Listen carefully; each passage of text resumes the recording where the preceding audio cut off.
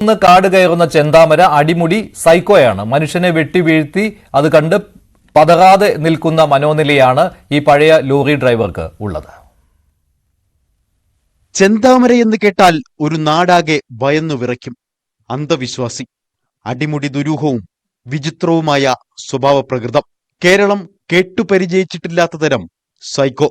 സുധാകരനെയും കുടുംബത്തെയും മാത്രമല്ല മറ്റു പലരെയും കൊന്നുതള്ളാൻ പദ്ധതിയിട്ടിരുന്നു ചെന്താമര. ഭീഷണിയാണ്, അതന്നെ ഇങ്ങനെ ഭീഷണിയാണ്, കൊല്ലും പറഞ്ഞിട്ട് ഭീഷണി തന്നെ. ഇപ്പൊ ഇന്നലെ 2 മിനിറ്റ് തെറ്റിയതിനെ എന്നെയും കൊന്നിട്ടുണ്ട്. അവര് 3 പേര്, ഞങ്ങളവിടെ 3 വായിക്കും.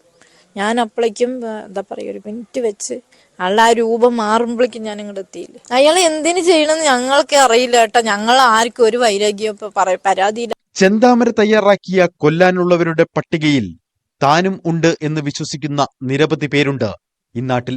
ലഭിക്കുന്ന പണം മുഴുവൻ ദുർമന്ത്രവാദത്തിന് ചെലവഴിക്കും. അന്ധവിശ്വാസങ്ങളും ജ്യോതിഷ പ്രവചനങ്ങളും അത്രമേൽ വിശ്വാസത്തിലെടുത്തിരുന്നു ചെന്താമര. കുടുംബ പ്രശ്നങ്ങൾക്ക് കാരണം മുടി നീട്ടി വളർത്തിയ ഒരു സ്ത്രീയാണെന്ന് ജ്യോതിഷി പറഞ്ഞിരുന്നു. സജിതയാണിതെന്ന് വിശ്വസിച്ചാണ് അവരെ കൊന്നത്. സജിതയെ വെട്ടിക്കൊന്ന അതേ വീടിന് മുന്നിലിട്ട് ഭർത്താവിനെയും അമ്മയെയും വകവരുത്തി. കൊലപാതകം കഴിഞ്ഞ് സഹോദരന്റെ വീട്ടിലെത്തി കുളിച്ച ശേഷം ഒളിവിൽ പോയതിലുമുണ്ട് ഒരു സൈക്കോ എഫക്റ്റ്. അക്രമവാസനയുമായി നിരന്തരം സമീപവാസികളെ ഭീഷണിപ്പെടുത്തും. നമ്മുടെ ഭാര്യയെ അടക്കം വെട്ടിക്കൊല്ലും മറ്റല്ലേ ഞങ്ങൾ വീട് മാറിയിട്ടല്ലേ ഇരിക്കുന്നത്. അപ്പുറത്തെ നീല വീട്ടിലെ സ്ത്രീനെയും കൂടി കൊല്ലണമെന്ന് വരുന്നുണ്ട്. മറവിൽ നിന്നിട്ട് വെട്ടിക്കൊന്നു കഴിഞ്ഞാൽ ഏതായാലും ഒരു കേസാണ്. അവൻ പറഞ്ഞിട്ടുള്ളത് ഒരാളിനെ കൊന്നാലും 10 ആളിനെ കൊന്നാലും ഒരേ കേസാണ്. എന്നോട് പറഞ്ഞത് ഇന്നലെ 8:30. ചെന്താമര ചുറ്റുവട്ടത്തുണ്ടെങ്കിൽ വീടിന് പുറത്തുള്ള ശുചിമുറിയിൽ പോകാൻ പോലും സമീപവാസികൾക്ക് ഭയമാണ്.